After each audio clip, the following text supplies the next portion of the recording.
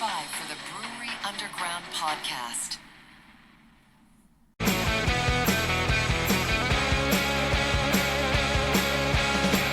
In Nashville's harbor wise, craft and brews will meet the skies. Stephen Scott, they lead the way. Brewery Underground, night and day. Raise your glass, let's ignite. In this city, we unite. Raise your glass, let's ignite. In this city, we unite. Hey, Merry Christmas, everybody, from the Brewery Underground Podcast. Well, I may be Steve, but I'm also jolly old Saint Nick today. And Scott, who might you be? I am. I'm letting you see my shirt here. I'm Pappy Van Winkle. Yes, you are. Kind of. I just want to be Pappy Van Winkle. This is the only Christmas thing I've got. And it's Hey. an ugly Christmas sweater, which is really not that ugly. So that's what I've got. Well, look at this. I got the shirt. I got the Santa hat. Look at you can see on my microphone. What does that say? See it? Oh, Merry Christmas? Yeah. Grinchmas? I can't see the whole Merry thing. Grinchmas. Merry Grinchmas. That's right. It'll probably show up bigger on the screen, but man, It you are all probably will. decked out. Yeah. We're all decked out because you know what? We don't stop. It's Christmas Day. It may be Christmas Day morning when people are listening to this podcast. Santa just came down the chimney. He delivered the presents, or maybe she did. Who knows? Ooh, maybe. That's right. But as you're opening up the presents, hopefully you're listening to the Brewery Underground Podcast. Yeah, man, you got your eggnog. Maybe you put a little something extra in your coffee. The Absolutely. shenanigans are over. Maybe cook a little breakfast, just chilling. Slap on the podcast. Listen to us banter on for an hour. Slap on the podcast, listen to us, turn off that Christmas music of Grandma got ran over God. by a reindeer. You don't need And to hear Mariah that for the Carey. 1,000th time. Turn Yeah, that shit Mariah off. Carey or, God, we had enough of whoever her else. already. We don't need any more of her. I know it. I know it. Listen Well, to us knuckleheads. That's what you need to yeah. listen to. Well, we're very happy to be here with everybody. If you're listening to this podcast on Christmas Day, good for you. And maybe you could tell us that, by the way. Send a comment and say, you know what? Yeah, we got done with breakfast or lunch or whatever, and we were listening to you guys on Yeah. Christmas Day morning or Let's see afternoon or evening. Right. Let's see what Steve and Scott are up to on this fine Christmas day. Yeah. So, Scott, what are we up to on this Christmas Day? On this particular Christmas day, well, the first thing I'm up to is I'm drinking a beer. Yes, sir. And I know you've got one over there too. Do. And mine looks very generic. It just says American IPA, right? It's not a lot of frills to that one. But what this is my day 4 of my Aldi beer, I'm going to say advent calendar because it's no longer an advent calendar form. But I got 12 new beers from Aldi, and this is day 4 of it. So it'll take me right through Christmas Day, as a matter of fact, when I finish this. That's kind of a tradition for you, too, getting when the you- beer from Aldi. When you can find it, and you got to be there the day it comes out, and like they drop it. And I know you went to your Aldi store and they didn't even have them. Well, It's funny because when you go in there, they just like throw a pallet down on the floor, and they just pick. You go in there, there's like just a handful left. People get, and they do cheeses, I guess, and wines and the whole thing. It's Aldi's just a big, they do a big deal with the advent calendar. So I try to get them every year. Sometimes I don't get them, but I got one this year. tried, I got inspired when our Cincinnati correspondent Liz, she had messaged us about it, and all of a sudden it was like that day. Yeah. I went to 2 Aldis in my area, and neither had those. That's and I was crazy. like, well, at least I tried. Gave Yeah. it my best effort. Maybe they're just allotted because they do go quickly. I mean, every year I've gone to get them. There haven't been many left, and then they're gone right away. Like if you wait till it's too late, I mean, it's too late in the day, they're just gone. So Oh, that's right. That's right. yeah. So Well, you got that beer. I picked up this beer recently on a trip up to Cincinnati, one of our favorite breweries from Esoteric. This is Snow Day. well, coincidentally enough, Yes, this is 5.2%. So I'm going to open this up now. Yeah, man. This says all right. winter spice with some coffee, chocolate in it as well. So yes, I All can't wait right. to hear it. I've heard this gets some good reviews, so we'll see. Okay. I'm hoping there's kind of maybe a little Christmas spice in there too. Yeah, a little Hopefully. Christmas spice. I bet so. So, hey, man, Merry Merry Christmas and Christmas. cheers to everybody. Merry Chris. Yes, absolutely. Cheers. Mhm. And I've got, so this is about gun. I got some backups over here too. So don't fret, people. I'll have enough. That one little can's not going to do it. That's right. We got some backups. We got some We got some backups. backups. And some, because of the episode, what this episode entails, are proprietary to this episode. So we'll get to that a little bit later. Mm-hmm. How's the beer? The beer is good. Yep. Okay. Excellent. Yeah. Didn't think it would be from. Yeah. I can taste a little bit of spice in here. I Okay. can taste some of the coffee. And I'm also getting a little bit of chocolate in there as well. So, also has some cinnamon in here. So getting a combination of a lot of different things, but it's a pretty Good. good Very, beer. very Christmassy. Yeah, very, very Christmassy. Very So, good. if I wasn't recording this podcast, I'd probably be drinking it for breakfast. Hey, it's Christmas. If it's Christmas morning, you can drink beer as early as you want to Christmas morning. You could do whatever the heck you want. That's right. I might not drink beer that early Christmas morning, but there will be some alcohol involved. There'll be some kind of something in the coffee, maybe a little cocktail. Who knows? We'll see. But depends on when you get up. That's right. Yeah, what's early to some people, right? Yeah, really. Exactly. Well, this is a really exciting episode. It is one that we always look forward to. And on this episode, because, the year is winding down and we've had a busy year. We already recorded our top 10 beers of 2025. Go back and listen to that episode. If you haven't yet, it is hilarious. You, myself, Chris Finnan. Oh my gosh. Yep. Our top 10 beers of the year, but also we had some really bad beer that we drank too. And we're also feeling that one. Yeah. On purpose. We did a blind, crappy beer tasting. Yeah. Shitty. Let's call it what it is. We did a blind, shitty beer tasting. It wasn't that purpose. Good. It wasn't that good. We picked the beers ahead of time. We knew what they were, but when they were served to us, we didn't know what order they were in, and we kind of rated them and gauged them and maybe even took a shot at what we thought they were based on the 4 that we knew they were. So it's pretty funny. And it is. And at the same time, we're drinking good beer too. We just had to mix that in, during the episode. Hey, it's all for entertainment. It's all for good fun. Maybe we'll take some suggestions for next year as to what should our blind taste test be. We've done some bad beers 2 years in a row. Maybe we need to step it up a notch. Well, and then last year we said we weren't going to do it again. Or maybe I said I don't want to do it again, and then we did it again.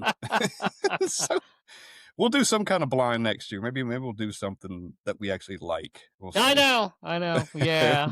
We got a lot of options. We do. We have plenty of time to think about it, but it'll be here before you know it. Well, one of the fun things about this year is that you and I, man, we really tore it up when it came to hitting a lot of breweries. Now, on this episode, we're not talking about the existing breweries that we've already been to before.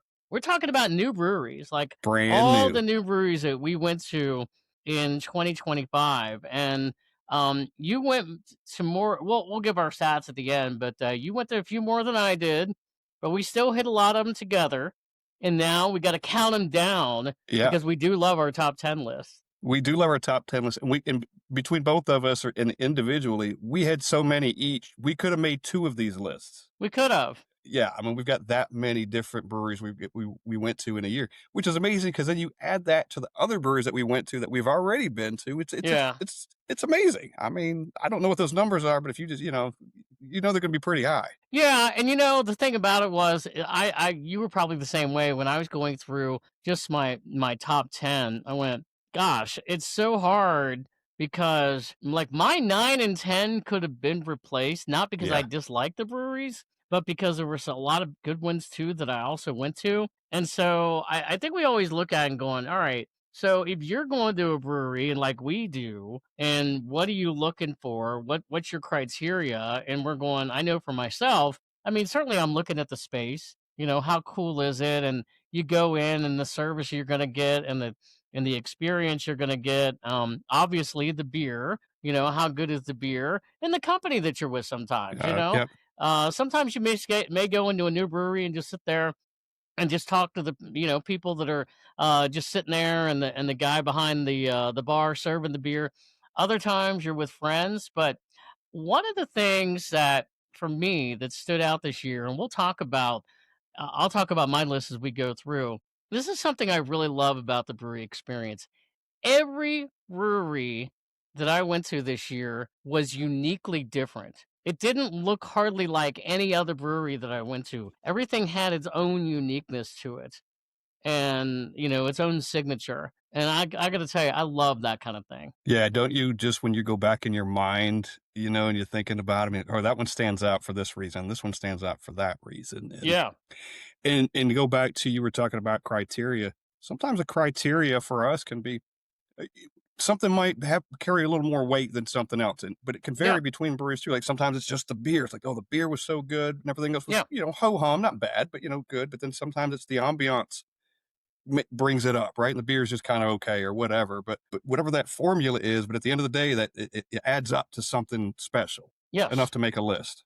Yes. Anyway, so yeah, making a list and checking it twice, right? Yes, yeah, and we wrote down kind of reasons or synopsis of why we liked each one of these. But yes, everything's kind of for a different reason. And every time I go back and look at one of these breweries, I'm like, okay, this moment stands out, or this particular thing stands out. So and it's hard. It's hard to pick 10. This list gets harder to narrow down every single year. I swear it really does. Yeah. And then we're going to talk about honorable mentions at the end, because there are just brewery names. I just want to say their name. Like, okay, you didn't make the list, but for whatever reason, but not that they did anything wrong. It's just because we didn't have 11, 12, 13, 14. We just had 10. Yeah, exactly. And I think if we broke down every single new brewery that we went to this year, we'd have like a 4-hour episode. So, we're gonna try not to do that. No, and somewhere along the way, maybe we've talked about these and just, hey, in some other episode, right? Maybe we just mention something in passing or whatever. So, but one of the tools, or the tool I use for this, Steve, is Untapped, right? Yes. Some things I can remember, and I started writing some stuff down, but then I went through Untapped, and thank God I did, because I completely forgot about some of them until I came across their name again. But what a great tool. I know we talk about it a lot, and we talk about rating, and that's kind of ultimately what the thing is. But man, when I need resources, and we use it a lot on this podcast because it's we use it for the top 10 beers. Yeah. Right? We have top 10 breweries. Sometimes we look up something else, and we always use it on tap because it's a great resource. It's got a lot of information. Yeah, and to your point there, there's a couple, at least one brewery in my mind that that I went to that had, and there's breweries you go to where maybe you've had the beer before you actually made it to the brewery, and you're looking on tap to see what your ratings were, and there's a couple of my rankings I went that gives it more credibility, because the beer I ranked on tap before I got to the brewery, I had already liked. Then I got to the brewery and I rated my beer again, and I'm like, okay, so that adds more credibility, at least in my mind, for how much more I'm gonna like it. Yeah, it's gonna bolster it some more a lot of times, right? You can it does help, and it's nothing against any breweries out there that maybe they don't brew their own beer or can their own beer, or maybe because of the distance or whatever that we are, you can't always find their beer. Maybe it's just like local or whatever. So I'm not saying that hurts the rankings, but everything factors in, of all kinds of different criteria like that. If you're sitting at home on your couch and you crack open a new beer, right? You get a nice new beer from somewhere, and it's all you really have, and the beer's good, and you can rate it high. But all you have to go on is, if you haven't been, is just the beers. You're going to give it a good score, but God, if you've been there, you might give it a little higher score, and then you factor in that experience as opposed to just sitting there with the can and the beer, and that's all you got to go by. Absolutely. Well, we've been there, we done that, and now we are going to talk about that. And you know what? I'm gonna give you the first one. Okay. So we're ranking them down. We're going from number 10 to number 1. So Scott, the pressure is on you, sir. Your number 10 brewery of 2025. New brewery. What you got? All right. My number 10, 2025 is Masthead Brewing Company out of Cleveland, Ohio. Yes, Masthead. Yes, we loved it. We went up there on our journey back there in May. we were with good company. That was one of the ones we'd had before. We'd had Masthead several times in beer trades Yes. and stuff, and Yep. really liked the brand, really liked the beer. This even bolstered it some more because we got to see the place. Yeah. The place is beautiful. It's huge. We got some cool pictures. I know I think we were there. They were loaded down with a bunch of IPA heavy, really, but which we like. Yeah. But really great spot. I had one there, and I thought I'd had it before because I had it in a can, but I had something similar. The one that kind of stood out for me while I was visiting there was called Single Origin Coffee Stout Espresso. That's a lot. And I had a Single Origin Coffee something from them before in a can, but this was at the brewery at like 6.9% for like a 4.0 rating on the tap. But I remember you and I had multiple flights there. Yes. Like it was like, okay, these 4 are new. Okay, done. Knock those out. Let me get 4 more, right? Because when you go, that's the other thing. When you go to a brewery, you're going to find some stuff that you might never find anywhere else. Especially if you live, as far as away as we live from Cleveland, we don't get all that stuff here. Right. So to go in there and to get it, that adds to it. I didn't know they did this style or did it so well. Exactly. And we thought the raw IPAs heavy. So we loved Masthead. Would go back any heartbeat if I ever find myself in Cleveland again. So, yeah, that's my number 10. All right. Good deal. What is your number 10, sir? Well, my number 10 is Narrow Path in Loveland, Ohio, which is a suburb of Cincinnati. And, you guys always joke with me because I'm like, I got my list, and talk about that list on Christmas Day, but, making a list. But I got the list all the time where it's like, okay, there are a lot of breweries around, and whenever we make the Cincinnati trip, we always have things that are on the list. And so Narrow Path, our buddies, Tom and Brad, the Hill Tappers, they had also been with us, and they had been there before. So they're like, we got to get you guys there. And I loved Narrow Path. The day we were there, it was in mid-May. It was a great day outside. I mean, it was like 75, 85, 75, 80 degrees. Just a great day that we were out there. Big outside patio. And what's really cool about it, it's a lot of big bike trails and stuff for people in that area. So there's just a lot of there's a lot of activity that's going on just around the brewery. So it was kind of cool just to sit out for a couple of hours, have a few beers. We certainly enjoyed that. And so that's my number 10. And, I can't wait to get back to Narrow Path because I think that day I had about 2 or 3 beers, and I can't wait to have more. So that bike path you mentioned, and I looked it up once when we got back. I forget how many miles that thing goes. I want to say 70 or 75. Yeah. It's a really long way. And Narrow Path sits right at the one end of it. So whether you call it the start or the finish, depending on which way you're coming from, it's literally right there at the end of it. So a lot of bikes were parked out there. Again, beautiful day. So I like that place. Well, we always talk about, places that do great diversity of beer, and they had a lot of different beer styles. I think I had a Mexican lager and a red ale the day I was there, and both of those were really good. And then the only thing I wondered about that place was it seemed like inside the tap room may have been a little bit smaller. Yeah. And so I kind of wondered, during the winter time, do they cram people in, or are there people sitting outside? They may have heaters and stuff outside during the winter time for people to, warm themselves up and enjoy. I don't know, but I would recommend Narrow Path to anybody, man. That place is great. Because many people that were there that day, most of them sitting outside, would not have fit inside of that building. That's true. That's They true. would not. Yeah. That is very true. But no, Narrow Path is my number 10. So very, very, very glad to have gotten there, and certainly a trip at some point we'll be making back to. Yep. Excellent choice. Very excellent choice. All right, let's move on to number 9. Number 9. All right, my number 9, a little place called Our Mutual Friend Brewing Company out of Denver, Colorado. All right.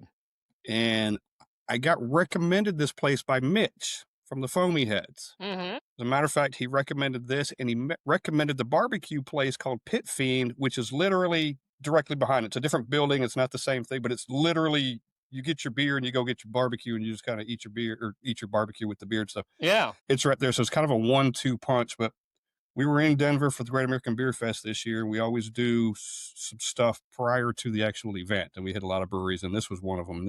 And I had, probably half a dozen I could have put on this list just from Denver. Yeah, I bet. alone, if you can imagine. So I didn't, because I'm trying to spread it out a bit. But fantastic, terrific beer. This was the place, like, multiple people went, and this was the place where we all got together for the first time, because some of us had come in one day and somebody come in the next, and then this was where we all kind of merged for the first time. So the experience, we're all drinking great beer. I think I had 4 different flights. Everything on it was completely Wow. different. Yeah. Very good stuff. As a matter of fact, I'm sitting there. I think I sent you a picture. I'm sitting outside the picnic table and look over on the building. There's a bearded iris sticker slapped on the window. I remember you telling me that. Yeah. That was that place. Yeah, look And over of and go, course, "Wait." that's going to be a collectible since Bearded Iris is basically going away, and they're They're going to gone. be, Yeah. yeah, yep, Yep. not going away So entirely. They just go under new ownership. right, it'll be Wiseacre. Yep. Is what it is. But, that's great weather. Beer was good. We had great food to go with it.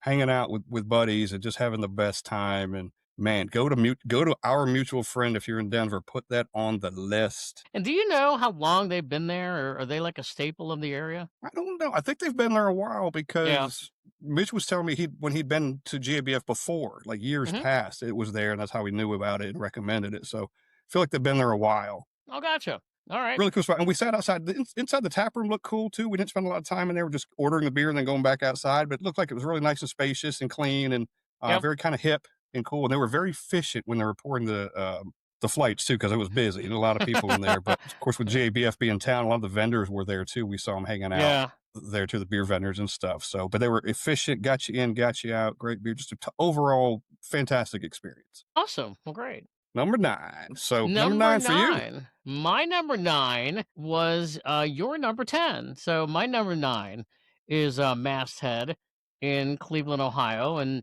I'll talk a little bit more differently, not so much different from what you said, because great place, great space, great beer. The great thing is, I talked about a few minutes ago, we were prepped for Masthead. Our Mm-hmm. friends in Cleveland, Keith and Elizabeth, they had sent us beer in a beer trade, way, way before that, to prepare us for the Masthead experience. And we had gone to Masthead. And that was, we knew when we went to Cleveland, there were a couple of breweries we had to get to. One of them was Great Lakes. Masthead was like number 2. We got to get there. And I'll tell you, I would tell anybody this, that if you were going to Cleveland, Ohio, for the brewery experience, I think Masthead would definitely be a destination brewery. There's plenty of space in there. They got plenty of beer on tap as well. Yeah, and you talked about that day that we were in there.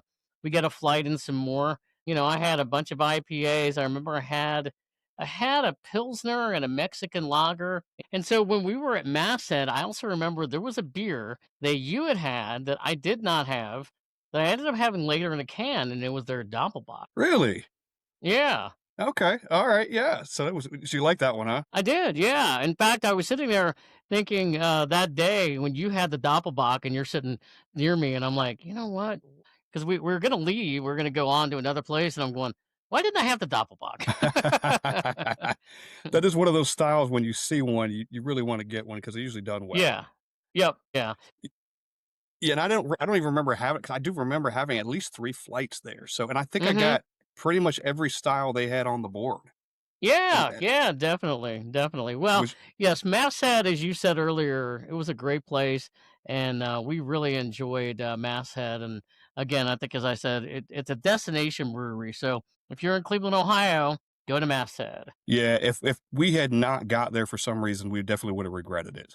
Yeah, I think so. I think Yeah, so. Yeah, definitely. So yeah, glad we went. yep. All right. Well, number 8 on the top 10 list. What is your number 8, sir? My number, and we've learned something since we've met the Hill Tappers, and we've learned a lot about Louisville and some of the great breweries they've got there. And we've been to Yes. quite a few of them. Well, this is one from there. This is called Mild Wide Beer Company, and they're in Louisville, Kentucky. And I went after a bunch of us went to the Tailspin Beer Fest back in the spring, the one that was so damn cold. And Yeah. we finally cut the beer fest loose after a few hours, and they took us to a bunch of breweries. It went to 3, as a matter of fact. And this was one of them, and this place was great. It was dark, so we didn't get to see the outside so much. I don't have much to say about that, but the inside was huge, really great beer. And I knew Mile Wide before. I'd had a lot of their beers. I used to get out of Kentucky, so I knew the beers were good. And when I got a chance to go, I was like, oh, yeah, this is great. And it really was my favorite on that trip for the multiple breweries that we went to was Mile Wide, and we went to some other good ones too. But really great place, really friendly. We had another great group, right? We had a whole bunch of people with us there, and that was a lot of fun. There's a beer there, and the minute I drank it, it was very burial like to me. You know, I talk about burial a lot. Yes, that's high ground right there. Yes, and I was like, holy shit, there's something about this. It's called, and you can get this. It's called the Savior of the Broken, the Beaten, and the Damned, which is a very burial-like name to start with, right? Yeah. It's kind of, so the name alone is pretty great. And it's man, but it kind of tasted like that too. It was very kind of citrusy and like a double IPA and just perfect beer. And I still think about that beer sometimes. I do. I'm like, God, I wish I could get that beer again because if I come across again, I would get it. But Mile Wide Beer Company in Louisville, I don't know that I've heard a lot of people talk about it. I think they do well there, but man, it is a sensational place. And we had multiple beers there too, and they were all fantastic. Well, that's one that has eluded me in that lovely city. So I definitely will have to put that on the list, hopefully in the new year. Definitely do, because it might make your top 10 one day. It may. Yeah, you never know.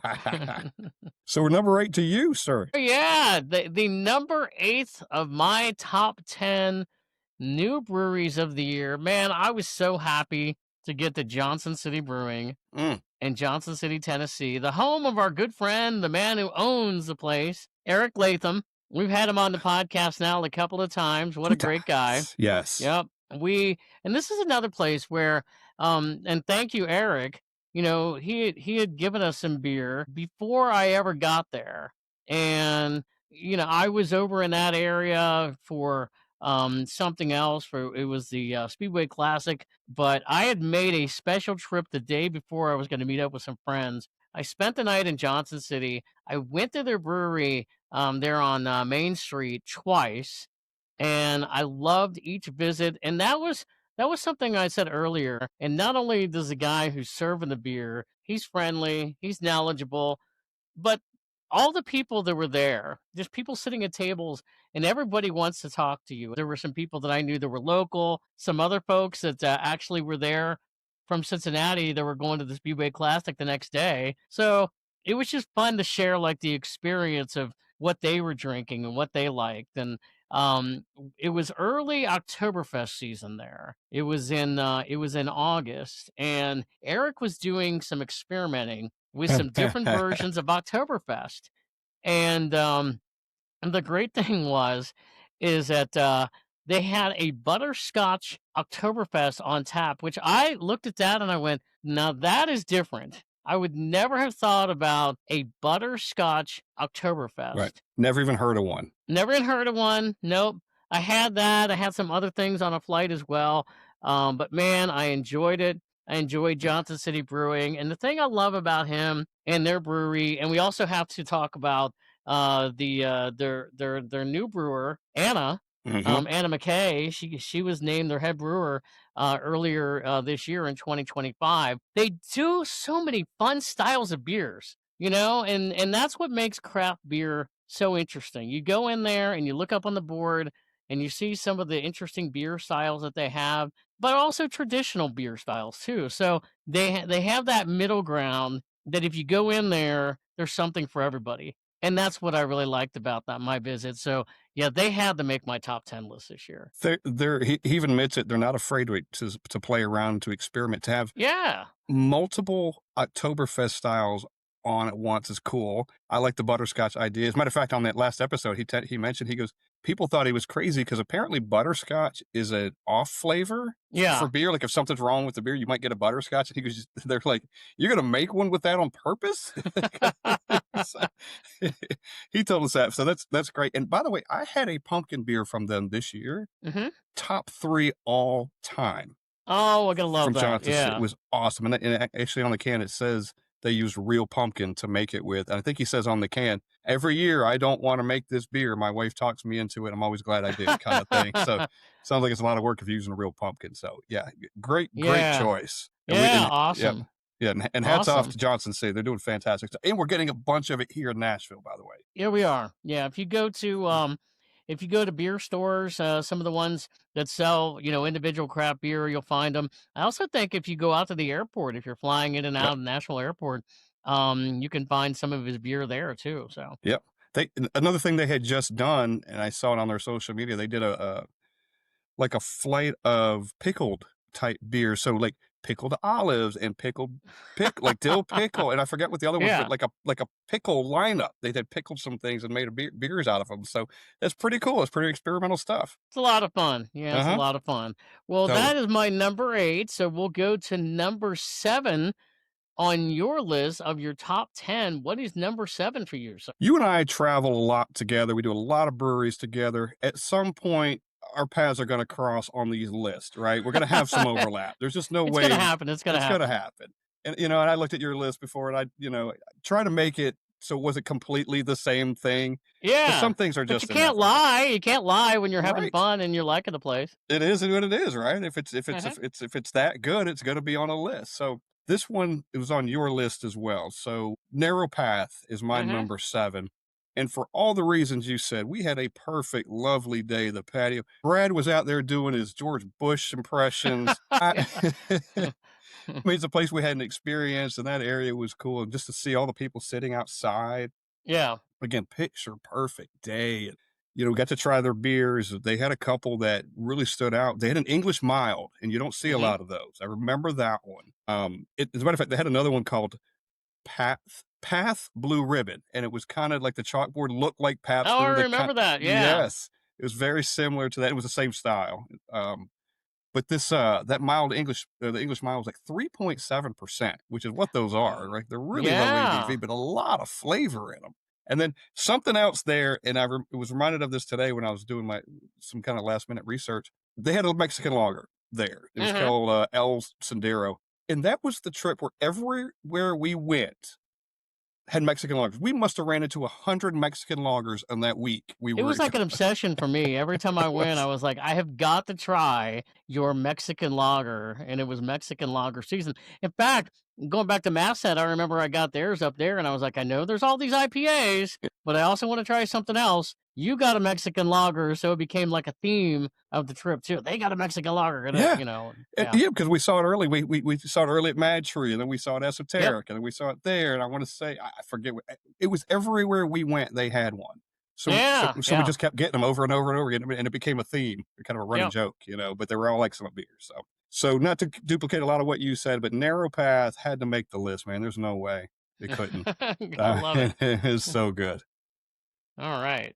All right, so we're on to your number 7. My number 7, we're staying in Cincinnati. We did a big Cincinnati trip, and so we hit, even though we hit a lot of breweries we've hit before, we did hit a lot of new ones this particular time in the past year. And this other one had been again on my list. Yes, Steve, the list, the Christmas list, the beer list, whatever it is. Always with the Uh, lists. Always with the list. Yeah, there were a lot of them. This one actually is one of the more talked about breweries in the Cincinnati area, and it's Little Miami Brewing in a town called Milford, and it's a very quaint town. It's a very cool town. There's just a lot to do around the whole area. And, when we walked into Little Miami that day, and our good friend, our Cincinnati correspondent, Liz, she met us there too. The only downer was the fact that it was starting to monsoon outside and Oh, we couldn't sit yes. outside. Yeah, it started to rain. We got Boy, in did it there. rain. Holy shit, did it It rain. rained. And the thing is, here's the picture of it. They're obviously it's Little Miami Brewing. There is a next to the brewery, and it's a massive place. It's called the Little Miami River, and they have Adirondack chairs all around the river. So I can foresee that day, had it not been raining, we probably would have been outside, sitting outside in the nice weather next to the river, doing that. But we got in there. What a massive place. What a great place. And I said this before. It's the only place I think I've ever been where they had something up where it was showing on a busy day like the how long the wait time was. That's right. And I looked at that and that struck me because I'm like, a place has a lot of people in it when it has that. Yeah. And so I said, man, I can imagine especially on a weekend if you're not there by 11 o'clock on a Saturday morning or a Sunday morning or over there after church or something, you are waiting a Yep. long time because we didn't eat there that day, but they had a great food menu, an expansive beer menu. I mean, I got a couple of beers. The one that stood out to me was it was peaches. And it was Mm-hmm. kind of like in the same that we just talked about Johnson City Brewing. They also had one that was like a peaches ale, and that thing they knocked that one out of the park. And Yeah. so that really stood out to me. So yeah, Little Miami. That's a place that I think, in my opinion, you could go and you could probably spend at least 4 or 5 hours if you wanted to, just sitting out, having a good time, enjoying everything, absolutely everything. Yep. So It looked like a place too, and they're actually having some kind of I don't know if it was a retirement party or teachers party or yeah, something, but it looked like a place that you could do events that would be cool for like events and things. 'Cause yeah, like you said, they've got food, they've got drinks. It's a really nice space, so you could, and it's big enough you could have a separate event, and then still the place could hmm, still be open too. And the other thing I remember, we didn't get to partake, but we will, is there's a distillery across the yes, street, and it looked like a yes, really big and nice distillery too. So hmm, we will have to hit that at some point. Next time we go, we'll plan to do both. yes, Literally yes. walk across the street, and there's a nice big distillery right there too. So Oh, we'll, absolutely, we'll do that absolutely. too. Yes, I wish we could have spent some more time, but I wish we could have spent some more outside time out there, any outside time there, because Yep. that would have been added to the experience even more.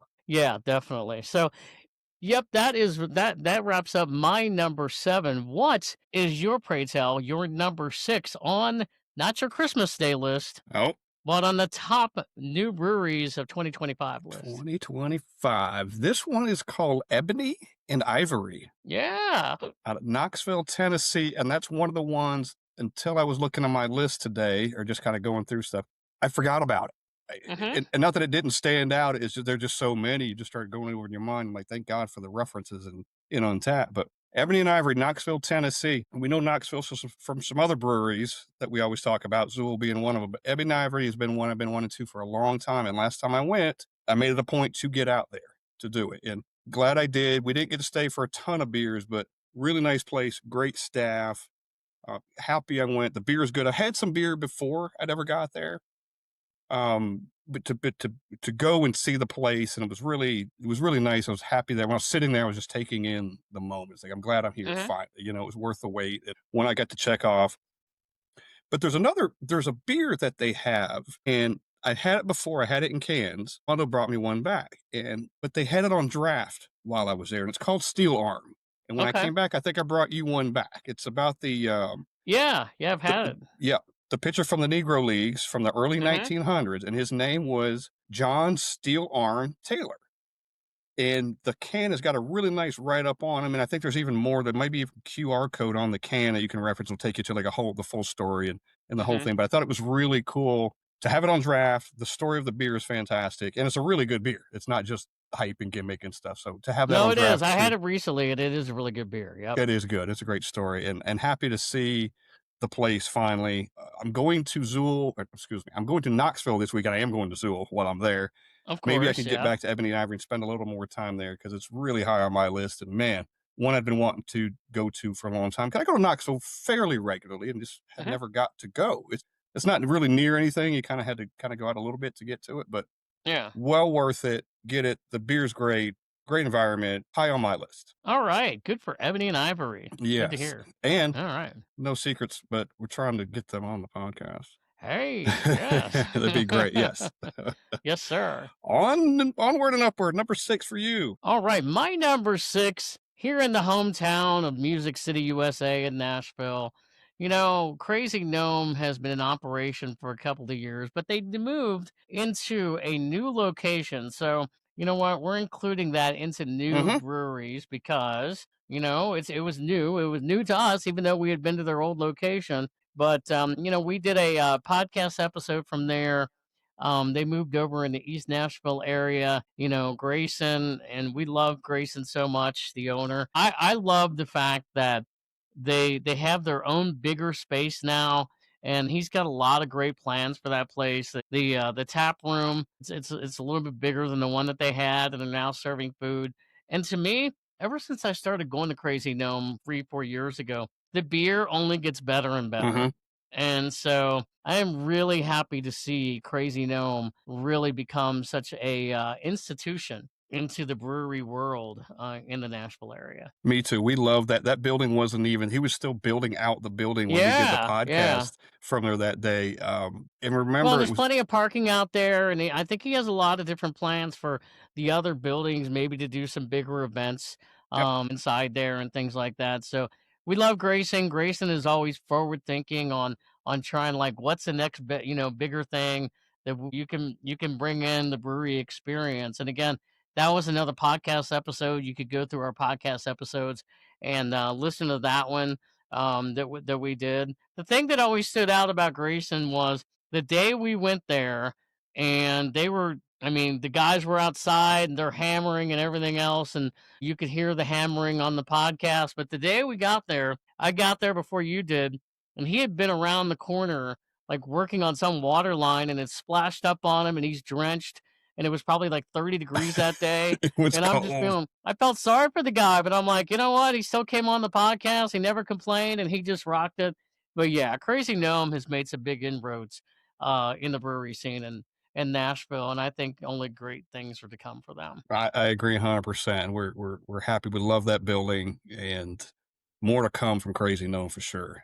Yeah, all right. Awesome. Well, we are getting down to some of the nitty gritty on the list. What is your number 5? Top 5. We're into the top 5, man. All Ooh, right, and these, man, five. these were harder than the first 5 from 10 They- because it's it just got like, all right, hard. it's like the best of the best. You really Yep. gotta boil it down. So my number 5 was on the trip that we made to Cleveland from Cincinnati onwards to Yes, Cleveland. We made a little stop along the way. we did. A little place called in Akron, Ohio, called Hoppin' Frog Brewing. The Hoppin' Frog. Hoppin' Frog. We had that on the list. We've had their stuff prior to that. And we were touring. We were going to stop. We were going to Cleveland anyway. And the weather was so bad. We've talked about it on the podcast previously. And it was so bad and so rainy. And we kind of, we're going to go. We're not going to go. And thank God we went. Yes. We could have spent 3 or 4 hours there. We had another destination we had to kind of get to. So we didn't spend a lot of time there, but we will next time for sure. Like that'll be the destination Definitely. probably. Fantastic. And then on top of that, the beer was good. The space was great. We both had flights, I think. We did. Yeah. And they're so diverse in their styles of what they do between the shanties and the barrel-aged stuff. And then there was a Pilsner you had got on your flight, I believe, and I didn't get it on mine. And we were kind of wrapping up, and you kept raving about how good that Pilsner was. And I said, well, fuck it. I'm getting a pint before we leave. I'm not leaving do here. it. I'm not leaving here without having that thing. So, and thank God it was good. I mean, everything. I mean, they do all sorts of variants, and they do all sorts of adjuncts and different things, but they can do a clean Pilsner Yes. like that too, which says a lot. So It does really, say a lot. really high on those guys. And then on top of that, we had them on the podcast later. So we were already fans, right? We had been, and then we get them on, and now they blew our minds, right? How great was that episode? Yeah. Love those guys on there. They're so good. So Hoppin' Frog's my number 5. And I'm so glad if we skipped it just because of the weather, we'd have been missing out completely. I agree. Yeah, totally. It was one of the things that made that trip. It was a lot of fun. Yeah. And if we didn't have a destination after that, we'd have stayed there all day. Probably so. We barely scratched the surface of the stuff they had. Yeah, exactly. Yep. I agree. So Hoppin' Frog's number 5. All right, Hoppin' Frog is number 5. So we're cracking into your top 5 now. Yeah, here we go, ladies and gentlemen. Well, I'm drinking their beer tonight. It is Esoteric in Cincinnati, and I'll tell you what, man, what a great place that is. And by the way, this is a stout beer. I didn't say that in the beginning. Ooh. I meant to, but yeah, this is a stout beer, and it is pretty good. So Esoteric, this was such a great place, and again, this is one that you had been there once before. I had not. Yes. And it eluded me, and I put in my notes that, man, when we got there, and it wasn't anything that I didn't think I was going to enjoy myself or anything, but I looked at this as my sleeper brewery of my top 10. I thought they were going to be good. I had a couple of cans a couple times before I actually went to the brewery. And then when we went there, we walked in, we got to meet the owner, we got to meet a couple other folks as well. And, we had them on the podcast. What a great time. We also got to share some beer as well. An additional great time at Esoteric, Scott. Yeah, we were in negotiations with them to be on the podcast at that time. So we had already made some contact with them. And John and Anik, is who we ultimately met when we got there, and Brian, the owner. Yeah. We'd already kind of been talking to John and then told John what days we were going to be there, right? And then we kind of coordinated so we could just meet him, and man, he took such good care of us. We met him, and then we said, "Hey, man, come back here." And we kind of went in this not back room, but kind of room kind of towards the back, kind of little away from the rest of it. And we I don't know how long we were there, an hour and a half. He just kept bringing us more beers, at least, yeah, 2 beers, maybe 2 hours, something. I don't remember, but.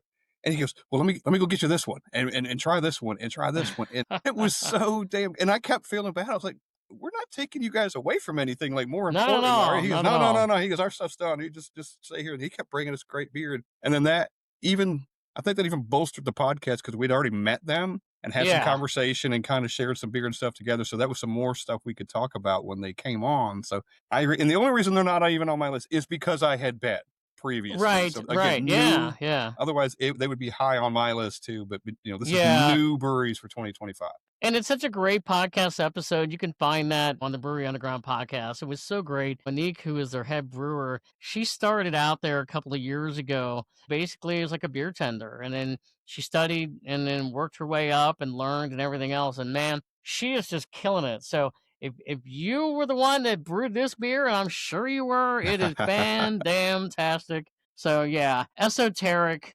Can't wait to get back there, man. That place is absolutely fantastic. And we learned a lot about them on that podcast too. We did. Yeah. Like I said, I had been, but I didn't know much about them, and just doing that. That's again, man, just more experience, right? It just adds to the whole thing. And the more knowledge you have about it, just makes you appreciate it that much more. Do. Yeah. Yeah. All right. So, well, that is my number. That's my number 5. If so that was your number 5, 4? I can't even imagine what the other ones are if that was 5. Ooh, it's getting serious more. now, isn't it? Wow. Okay. We're nitty gritty here. Yes. Well, my next 2, I'm only going to give one now, but my next 2 are Nashville breweries. And got to give some Nashville, got to give some little home love, some local love here.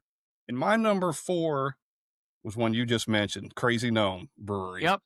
And it's because they got the new building, all the things you said. We love Grayson. I see Grayson everywhere, by the way. I see him in different, he's all over the place. I'll see him in a liquor store. I'll see him in another brewery.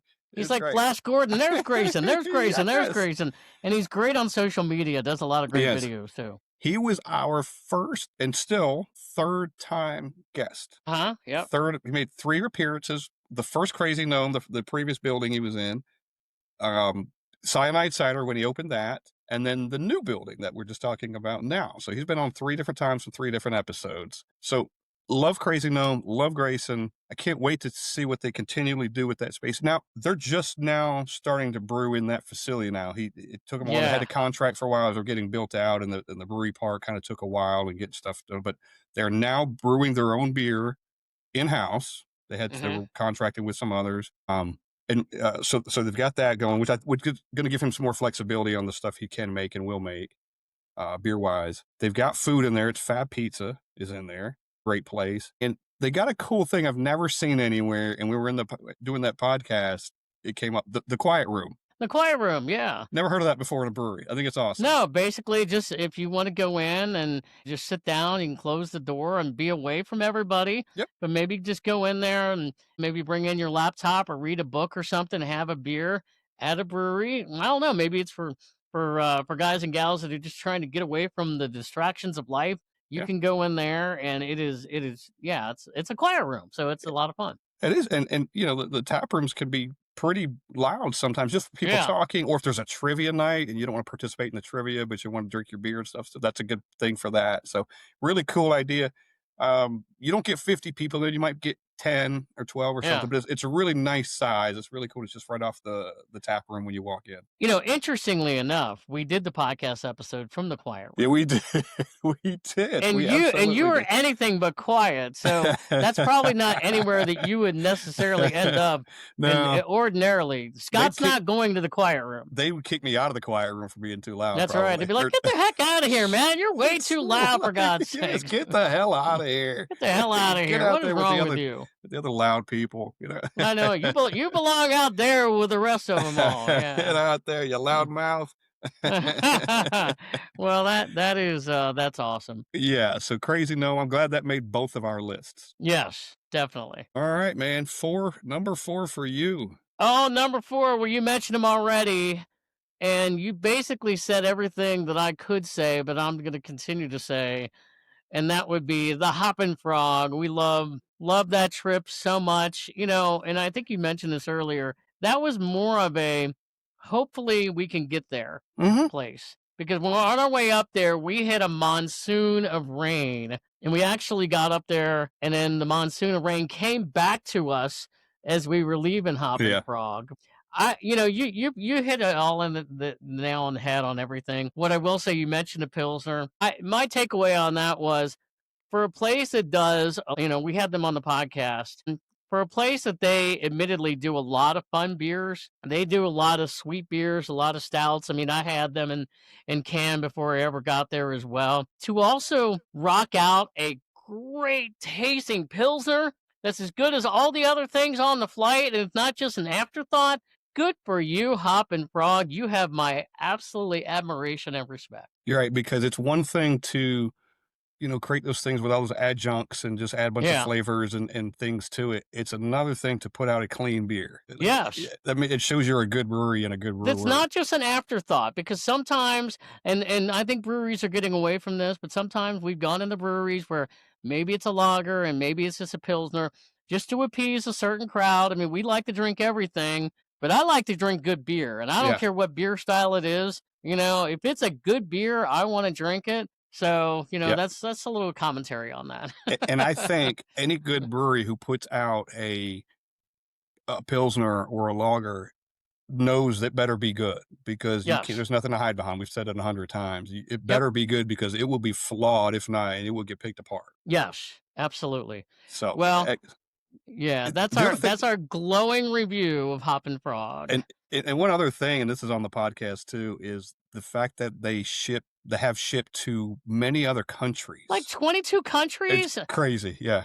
Serving 18 states across the United States. Yeah. They shipped a lot. I think this is right. Like 22 countries. And go back on the podcast and listen. We had him on, their owner, Fred. Yep. And I love the story that he talked about when he started many years ago, that basically he was kind of like almost a little bit like what Eric Latham does. He goes to places and here's my beer and things like that. This guy was in Akron, and he was taking beer from his trunk and going into beer stores and trying to, hey, will you sell my beer? And now he's in like 22 foreign countries, for God's sakes. I love that story he tells. Yes, he just gets a call out of the blue from some other country, and they wanted this beer, and at first he thinks it's kind of a joke or something, and then they keep calling him or something. So it's like, okay, well, if you want it, we'll ship it to you. So go back and listen. Yeah.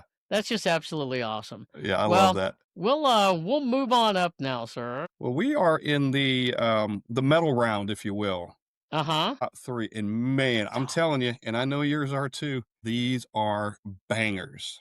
Bangers. These are the best of the best, obviously. Made the list, all right? So, number 3, and a lot of people might not have heard of this one yet, but we in this area have, and for very good reason, and I'm going to give you a little tease right here. Stokehouse. Stokehouse Brewing and Barbecue in Nashville, Tennessee. These guys have only been open a few months. I was there for lunch today, as a matter of fact. They do everything perfectly. They do. Food is amazing. What Mike's doing on that food truck. And they got a food truck, but it's theirs. It's right on camp. It's a permanent thing right there. Barbecue. They do ribs. I had the smoked burger today. The sides are amazing. It's the best barbecue in Nashville. And they've only been open a couple of months. It's really good. Yeah. It is excellent. And these guys came, Mike and Chad, came from Tenfold. They were on with us early on in our podcast career. Wonderful guys. We see them all the time and have. Mm-hmm. And we love what they're doing. The beers, traditional style beers. This is a pub ale.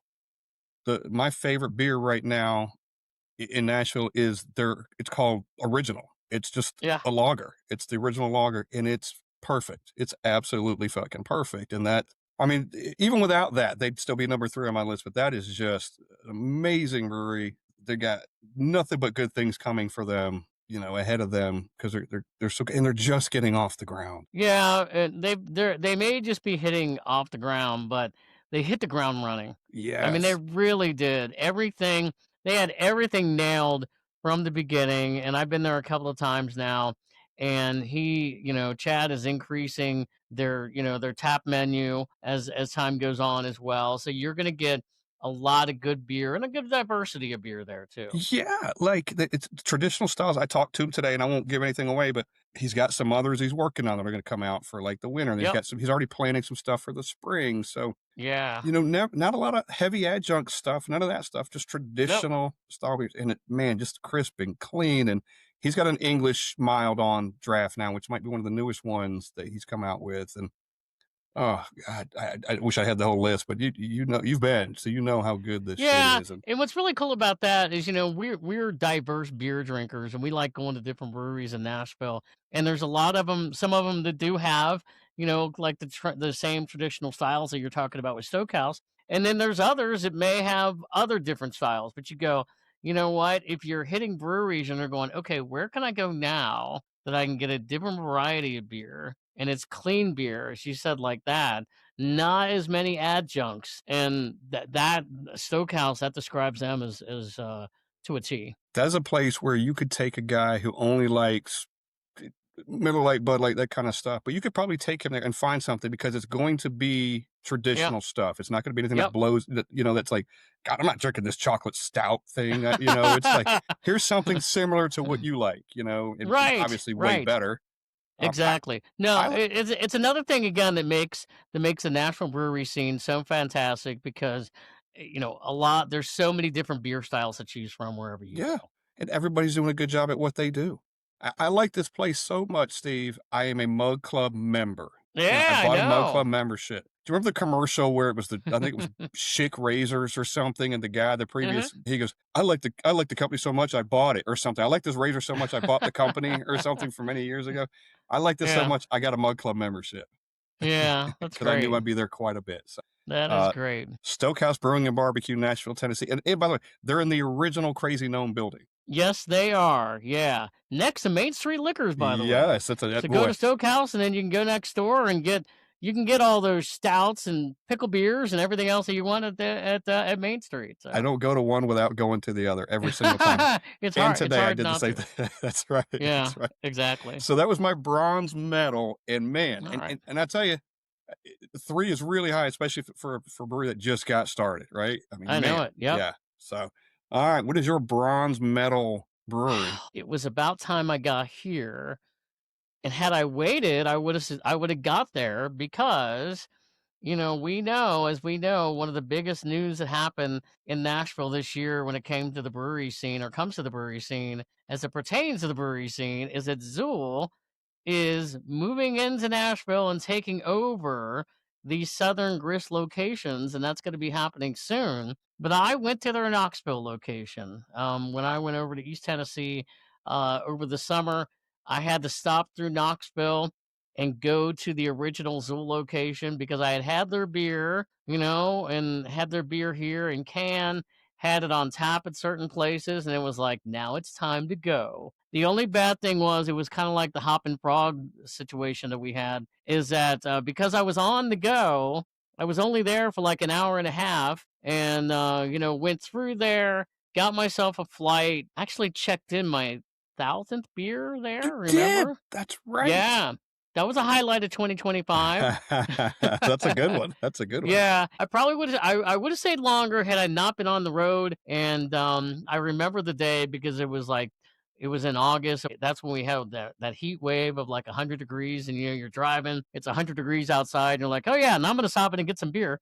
And got a quick flight, got some food, and I was on my way. But I said this on a podcast episode when we are talking about that trip, is that there's not too many breweries I've ever been to where you go in, and I was there on a Thursday, and it was like, 12:30, 1 o'clock in the afternoon, and you look around and there's like 15 people in there, and everybody's sitting there with a case of beer Yeah. from the cooler ready to take home.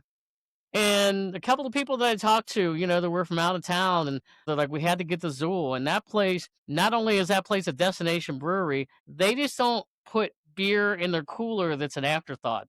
They put some really top line stuff in there for people to take home and enjoy.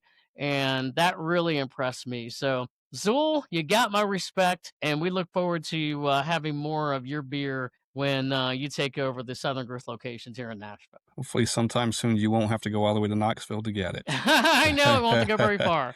But I agree. Every time I go in there, they're just people with just cases, in those flats, the flat just full of stuff because it's like they're passing through, or make it the point to go there and take the shit home because it is so amazing. I see it every time I go to. Right. Great stuff. Great brewery. And it would be on my list. I had been, so I'm glad you were able to get there this year and experience it firsthand. Yeah, it was an overdue trip. So nice. There you go. That's my number.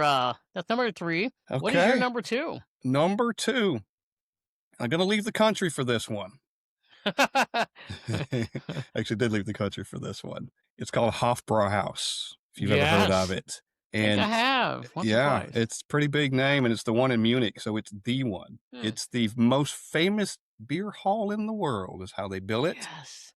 Been around since 1589. You can believe you were that. a toddler then, for God's sake. Just barely just crawling around. Just sipping on Dunkel, They teach you how to drink the good stuff early over there. That's right. That's At right. a young age.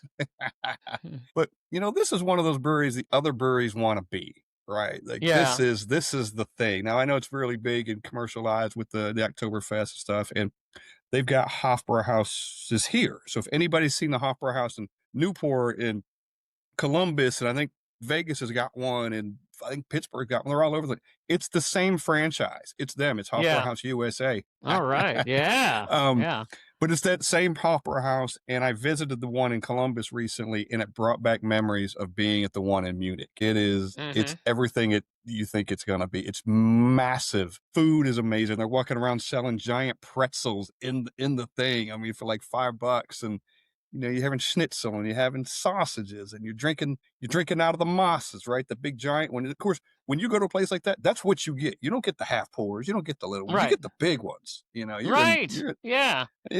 in Munich. It's what you get. Yeah, and I think for you to go over there, and there's so much tradition with their beer and with their country, just to be a part of that is really it's experience of a lifetime. It is, and it's something we learned in that whole area. So it's it's Munich, but they still consider themselves Bavarians in Bavaria. Yep. And you've heard Scott Murdy talk about this, and I'm no expert at it at all, but his voice kept coming into my mind when I was over for some of the stuff he had told us about it. And I was making these connections, right? King Ludwig the First and all that, and because you keep hearing these stories while you're over there.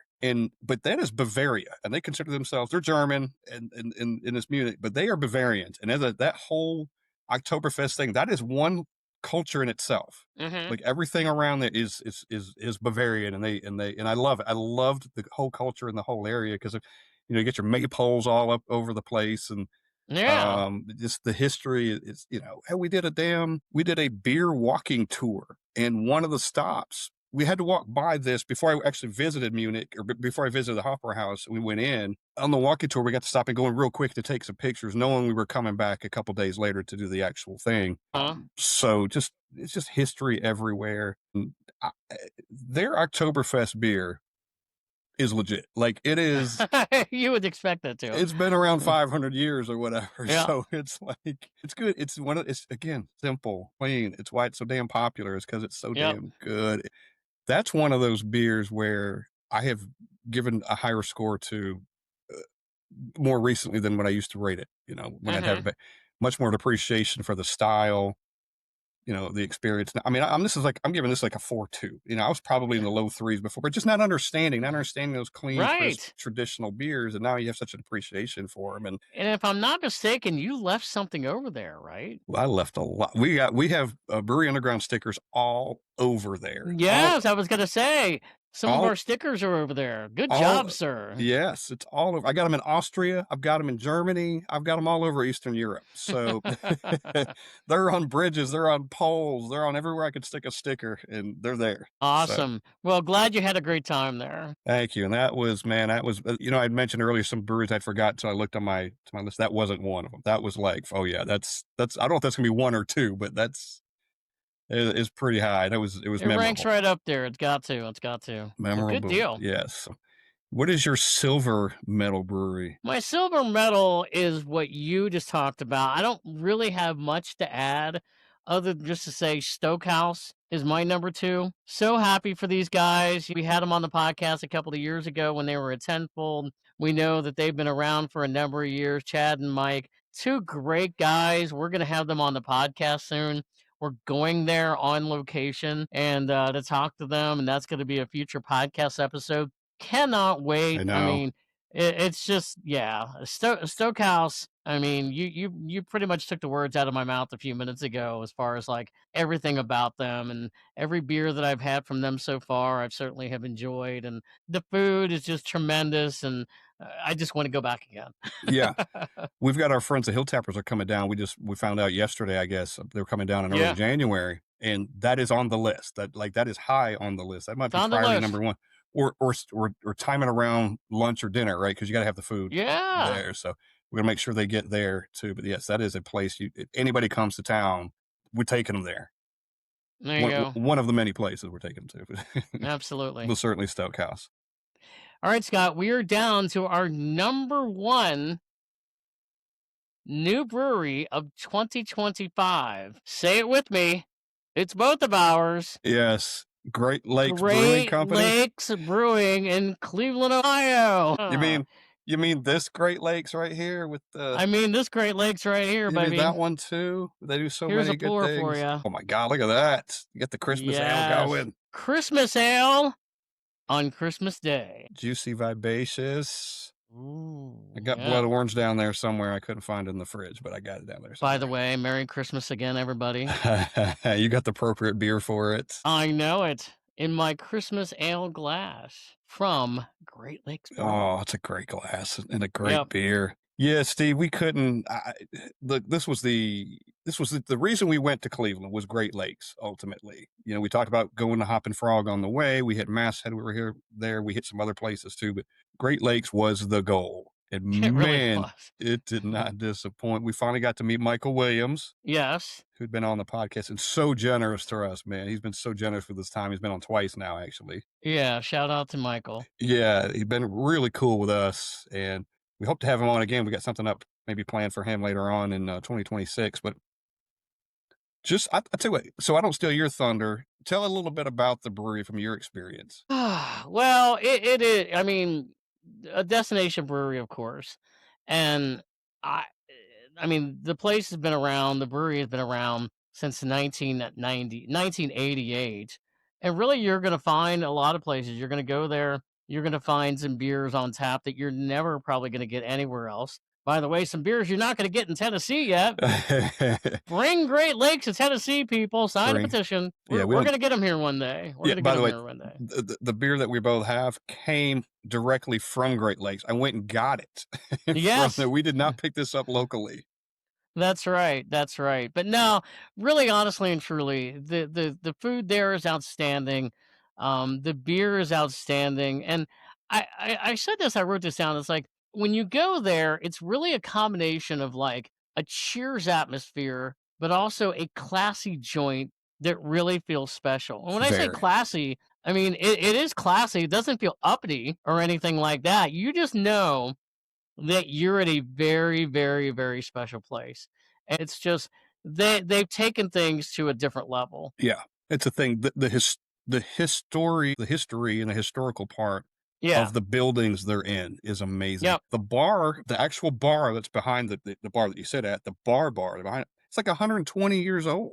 It's like a tiger mahogany or something. Yep. Like, that's got a story in itself. There's a bullet hole in the bar that apparently was meant for Elliot Ness, who was a frequent regular at that establishment. It was Market something, maybe Market Square something. It wasn't Great Lakes, obviously, but it's the same place. Like, all that history is there. The matter of fact, the bullet hole, they even have flagged. They have a flag in the bullet hole. So we got to, and you're talking about the tour that we got to take there as well. And they do give tours, and there's a couple of different floors. I mean, that's the thing too. It's like that struck me when we went there is how many floors they have in different areas. Like if you go in there, they got a bar area and they got seating, like a traditional bar, and then you can go upstairs or go to another floor, and they've got like private areas where you can go and just enjoy yourself with the family. And again, to say it's a destination brewery would be an understatement. Oh, it is an absolute gem for Cleveland. It's great. The gift shop itself was amazing. It's like you could buy anything you want in the gift shop, like merch, tons of beer, which is where I got this when I stopped in recently on my way back from New York. I went to the gift shop and loaded up on some stuff. I mean, it's like a giant grocery store in there with every beer and mixed packs and things that you want. You can get everything. Really cool merch. I mean, you could spend 2 hours in there and sever your bank account. I mean, there's so you can. It's good quality stuff in there too, so it's so much fun. I mean, they got buildings across the street. I think maybe the big breweries over there, and there's maybe some offices and things. I mean, the place is massive. Well, and they're always doing different beers and different unveilings. And if you go on their website, I mean, whoever does their website, they got it going on because it's very interactive all the time. There's always things going on. And the other thing, one of the biggest events that they do every year, we're drinking the beer, is in October. They do their big release for the Christmas ale, and people are standing in line. I mean, when the guy Scott, his name was Scott, was giving us a tour, I asked him. I said, "So tell me, where are people lined up at? Give me the visual." And it's like they're all outside, and they're getting there at like 7:00 in the morning for a beer that's going to be on tap that day at about 11 o'clock or noon or whatever it is. And it's like hundreds of people. Yeah. And there were some of the same people that come out every year. It's a tradition that they do that.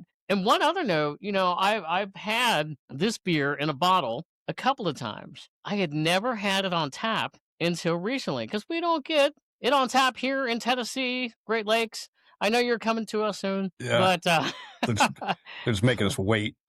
Right. But in early December, I was hanging out with our Cincinnati correspondent Liz, and she took me into a Christmas themed bar that day, and they had some mixed drinks, and she's like, "You gonna get yourself a mixed drink?" And I looked up, and she said, "Steve, they have Christmas ale on tap." And I said, "I'm sold." Yeah, it's an opportunity. And I got that, and I thought to myself, I can understand why people are taking their yearly tradition for the holidays and standing outside to wait for this beer on tap because it is fan-damn-tastic. Yeah, and then one thing Michael said too, you said that you can get it on tap later on the day, and you can. He goes, it's also the same beer you can get in the grocery store on Monday. It's mass produced, but it's turned into an event. It is, yeah. As a matter of fact, it came across my Instagram feed the day they did it. They did a live feed out there of it, and I watched it, and they did like a little parade, and the guy holding the keg going down the street, and the whole thing. I watched it for, I don't know how long it lasted, 15 or 20 minutes or something, but really cool to see that. And really, we weren't there, but we got to really experience it as opposed to just like hearing the story. You see it go on, and it looked festive. It looked very festive. Well, a lot of fun tradition. I was very glad that I got to go there with you. And again, that was another great tour that our friend Keith and Elizabeth from Cleveland joined us on as well. We all had a great day. We all had a lot of fun. The Cleveland trip was great.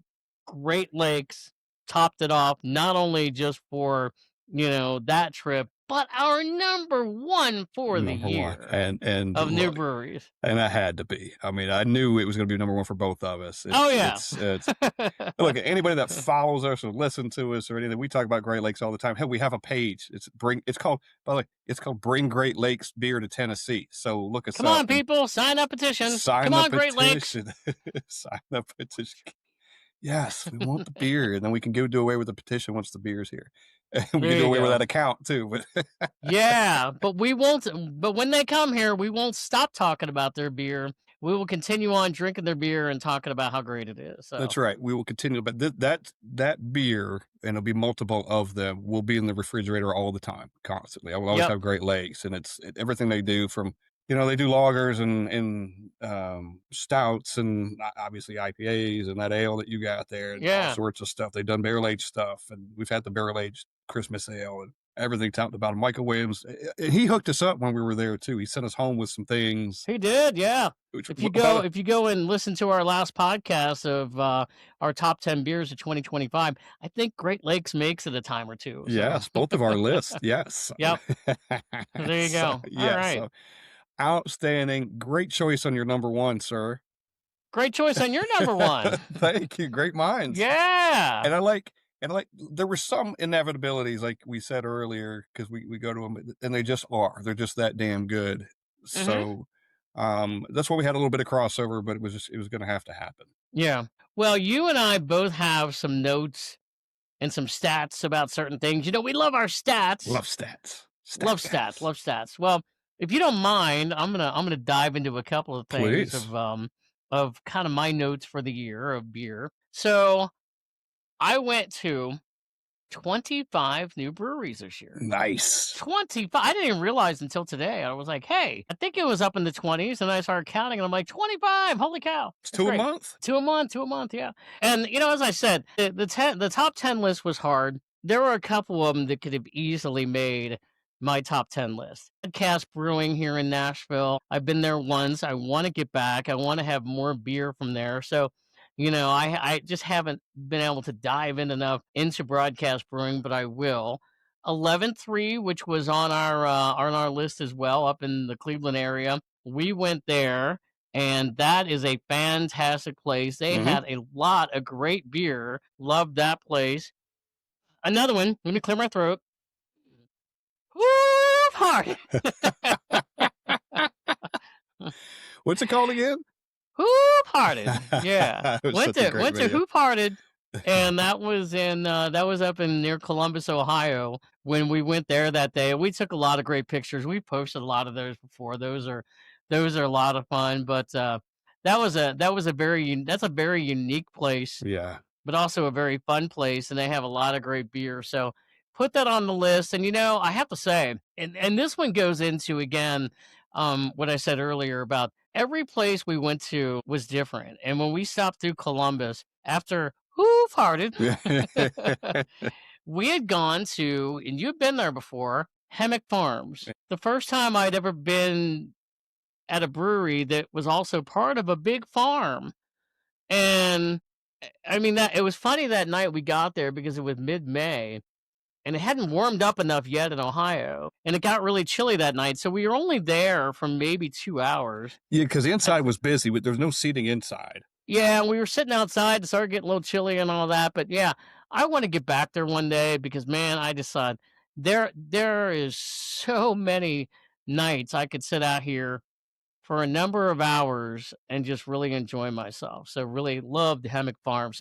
They could have been in a top 10 list as well. And that's one of those places where locals go. I mean, it is legit. It is like every time I come through there now. They took us once, and the first time I'm like, oh yeah, this is wonderful. Yeah, and then another one that I think could have been in my top 10, but we weren't there that long. But we made the most of our time, and this was Fable Brew Works in Erlanger, Kentucky. What a very unique place. Very interesting place. I mean, not only do they do beer, but they also do mead. And there aren't too many places to do a mix of craft beer and mead. And we had both. And we were only there for maybe an hour. Yeah. And then the place is just different, right? I mean, I can't even really describe the rest of it. This is a very unique place. It was very cool. It's like storybook theme, like fables, as in like fable stories, right? It's they had like clouds on the ceiling that lit up with like lightning and just decor all over the place and stuff on the walls that were like storybook places and characters and things. And it was fantastic. The place was cool as shit. And we had the place to ourselves. We walked in right up, I guess, when they opened or early in the day because it was a weekday, right? I guess. And we had the whole, he turned the lights on for us in the back room, which was a whole Yeah. nother world that opened up back there. Yeah. It was like more Yeah. like it had a hut built into the side of the wall or something. It was so cool. Yeah. Yeah, I think Everything they've about been it. open for a couple of years now, maybe about 2 years, something like that, maybe a little bit more than that, but yeah, just a really interesting place. Those right there, like I said, they were when I started going through my list and I'm like, "Man, some of these ones that I went to, could have made a top 10." And then I'll end it on this, we also have gone to a couple other unique places this year. Well, the one, up in River North Yeah. in Nashville. They opened earlier this year, and they are not a brewery, but they are a self-serve tap wall of a lot of local craft beer, ciders, and seltzers. We went there one of their opening nights, and man, the place here, the space there is really fantastic. It's over in the East Nashville area, and you can sit outside. Probably not this time of the year since it's cold, but during the nice time of the year, when it's the warmer weather, you're out there, the Cumberland River, and then you can look across and see the Nashville skyline. So it's just beautiful. A lot going on with that place, and then also Mr. Brews, Mm-hmm. which has a location in Murfreesboro. They also opened up a second tap room in Smyrna near me just recently. I've been there a couple times. Hopefully, they're going to continue to grow as well. Lot of great choices and a lot of great beer of 2025. It's a lot going on, isn't it? Yeah, a lot Yeah. going on. I got to get to Mr. Brews, the Smyrna Mhm. one. I haven't been to that one yet. That's just Yeah. that will happen. I've been to the Murfreesboro one, and we know it's a great place. I'll give a couple honorable mentions myself. I did mention Esoteric earlier, and they would have been on my list if I hadn't been before. So they kind of Yes. negated me being on this list, but worth a mention because we just love them and the brewery. Pretentious Beer Company out of Knoxville is another one that could have made my list. West Six Brewing, Covington. Mhm. Covington House. You and I went there this past Yeah. trip, and how cool was that friggin' place? Yeah, it's in an old firehouse, which is really neat. Yeah, and then in your top 10 beer list, there's a mention of a beer in that episode from there. Yeah. You have to go back and listen to that To one. go back and listen. Might not have made the list, but there's conversation about it. Another one, Augustiner, we went to the one in Austria when we were over in Germany and Austria. It's a big name over there. And then Darkness, and you had been before because I know that wasn't on your list, but Yes. you had been before. It's the first time I'd been this year. And Little Miami made my honorable mentions. Where am I going to put them? You know what I mean? It's like, Well, where are you going to put them?